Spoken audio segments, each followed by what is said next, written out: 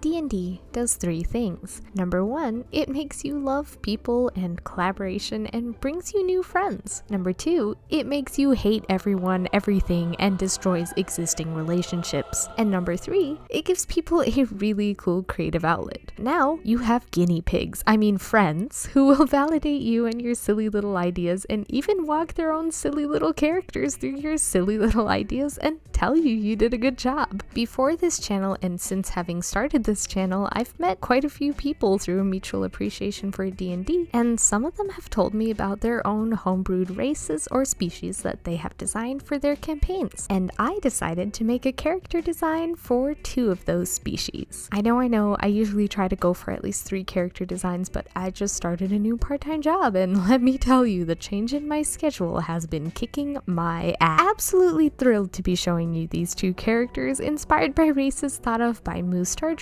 and Krita, so let's jump straight into it. The first character is a character based on a species designed by Moo_Star_Dreams, or Moo_Star_Child on Instagram, which I will link below. She actually shared with me several different species as well as a lot of her different character designs, but the 3 species that she showed me that were particularly well documented were dream creatures, nightmare creatures, and horror whispers. Now I'm going to do my best to be accurate about descriptions when it comes to the species and world building, but just bear with me, it has been a long week and my comprehension and memory are both severely lacking right now, so in advance, please forgive me, Moo and Krita and everybody pretty much. All 3 of these species, dream creatures, nightmare creatures, and horror whispers, begin with a base of grayscale skin tones, ranging anywhere from pitch black to bright white on a humanoid body with a tail and either claws or claw-like nails on their hands and feet, and all 3 can fly. The distinction between the 3 species are in tail specifics, faces, and markings. Dream creatures have pointed ears and tails with fur and a little ring around the tail that changes as a dream creature grows and develops. They are born with markings on their skin that are typically black. A nightmare creature will have a bladed tail and no ears, but instead have ear holes and are born with no markings or markings in one color. Horror whispers have the most markings of the 3, with markings of 2 colors, one which is the color of their magic and another color, and in addition to this they have a 3rd eye, pointed ears, and their tail has cool floating symbols around them that match their markings and the color of magic that they use. As you can see, I could not resist having a character that has many eyes because I love a many eyeball trope, so obviously I picked Horror Whisper. Now you may or may not have noticed that besides having an extra eyeball, this character has a couple more of something else than usual. That's right, jewelry. I'm just kidding, it's arms. Among the 3 species, dream creatures, nightmare creatures, and horror whispers, there are mutations that occur. So people might be born with extra arms, split tails, things like that. And I thought to myself, ooh, what if I give my character 4 arms? That'll be super cool. Of course, consequently, I would have to draw 4 hands, which is not my favorite thing, but you know what? It turns out it's fine. It's fine. In the world that Moo_Star_Dreams has created, the reaction to mutations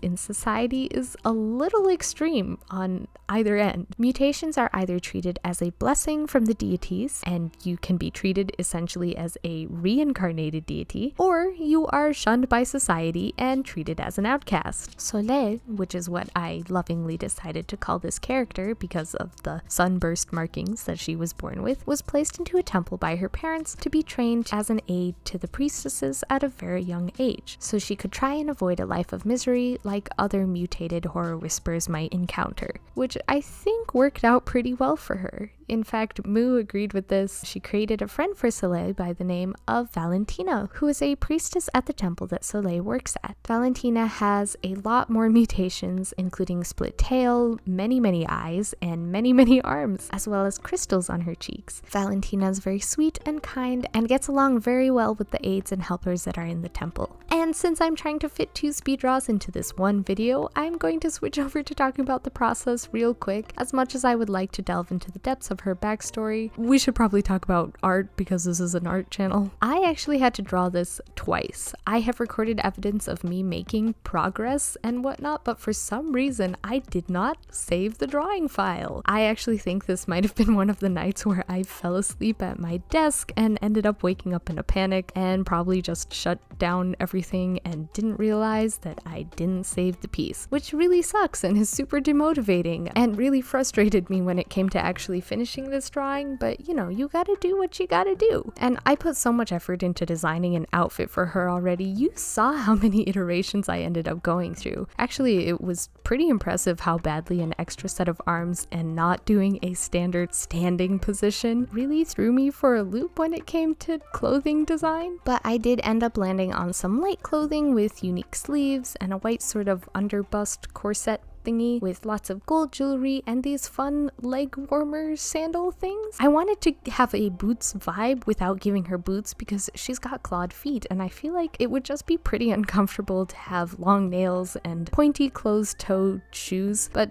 maybe that's just me. There are two other items featured floating in this drawing, a mask and a book. The mask is something that all horror whispers have, and it covers their third eye, allowing them to look more normal to other species. And the book is also something that every horror whisper has. They record the stories that they've heard or the little things they saw that made them happy, which I think is super sweet. And that's Soleil, the horror whisper priestess aide. Super fun character design. I love drawing in all the little sunburst markings. It's just overall a really interesting species with a lot of opportunity for super unique designs. So thank you to Moose Star Dreams for letting me draw a character and as well as letting me share some of your art. So, on to the next character design. Background color, right out of the gate. It does change, so don't get attached to that. Anyways, this character I never came up with a name for, but this is based off of a character race designed by my friend Krita, another fellow artist, and also someone I play a lot of D&D with. She recently ran Prisoner 13, Keys from the Golden Vault for me and a couple of other players, and she aspires to eventually put out her own TTRPG system. The world building for it is incredible, a mixture of medieval fantasy and cyberpunk, and she's currently running a campaign for me and a couple of others using the world building she has done and adjusting it to make it more aligned with the D&D rule set. There are a couple of unique races featured in the setting, including cyber elves, Varen, and Alada. The one I am drawing here is an Alada. These are sort of bird folk, and you're like, hey, what about Aarakocra and owlins? They're bird folks? Nah. The Alada actually carry both human and bird features, so besides just wings, they might have talons or feathery patches on their skin, those sorts of things. Although this sort of begs the question, human head but bird beak.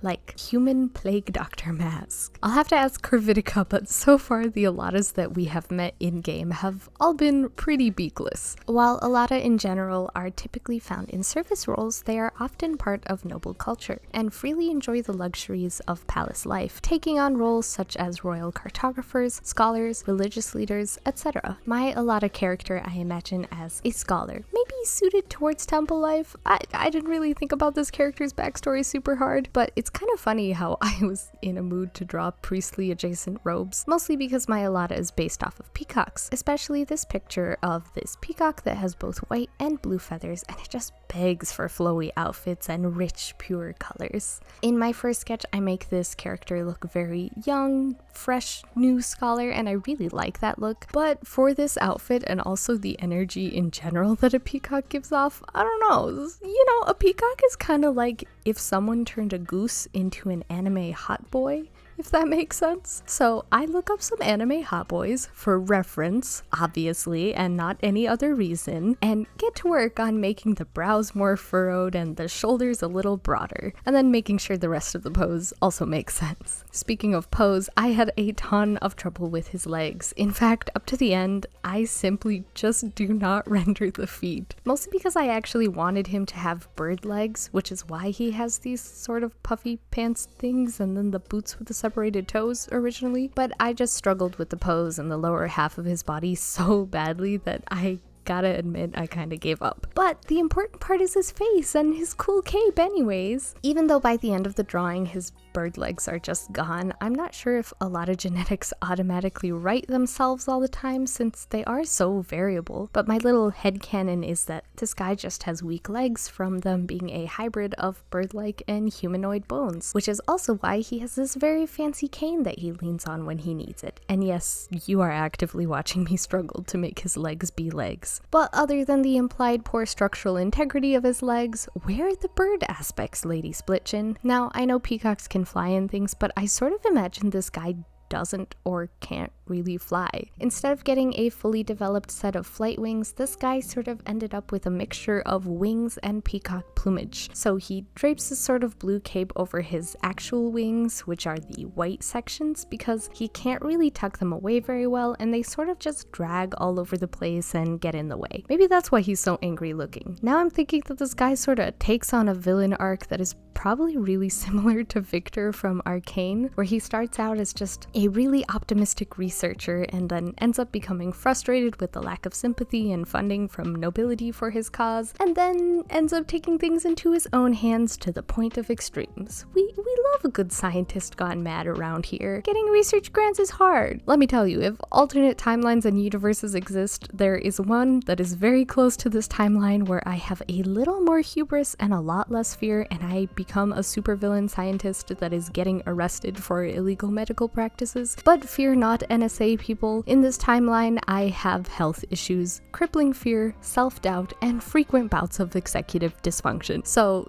this is the best you're gonna get. I think the scar on this guy's lip was my favorite decision. It was a result of a random stroke of color that I was going to erase, but I decided why not? Why not have a little scar on his lip? It looks cool. Here I look at his legs again and contemplate how to possibly make them better or how to work in bird feed, but I can't. Life is hard, art is hard, and sometimes I'm just tired. While I really enjoyed working on this piece in general, I would love to take some extra time to revisit this character, flesh him out a little bit more. I was working on this piece, both of the pieces, actually between some really frustrating shifts, so I must confess that my brain has been a little exhausted in regards to content creation, which is why you get a much shorter character creation video than you did last week. I'm truly sorry, I'm just trying to do my best. Regardless, I love how he came out. Just don't look at his feet. I like the scar, his angry stare, his character design. I think I captured Peacock and Tired Scholar and combined them pretty well. Anime hot boy is kinda not my style if you can't tell, but I really like the colors and shapes that came out in this piece anyways. And that concludes my 2 characters for this video. Let me know if you have some of your own fun original species in your world building content, or really any cool world building aspect that you've done. I got a ton of new followers from the shorts I put out this week, so hello, and I just wanted to let you all know that I love hearing what you're up to, and who knows, maybe I can do another video like this where I design OCs or landscapes based on your ideas, but maybe not so soon after multiple character creation challenge videos in a row. For now, I think I'm gonna take a nap, or at least lay down and pretend I'm taking a nap, because will my brain let me fall asleep just because my body wants to? Probably not, but who knows? Not me.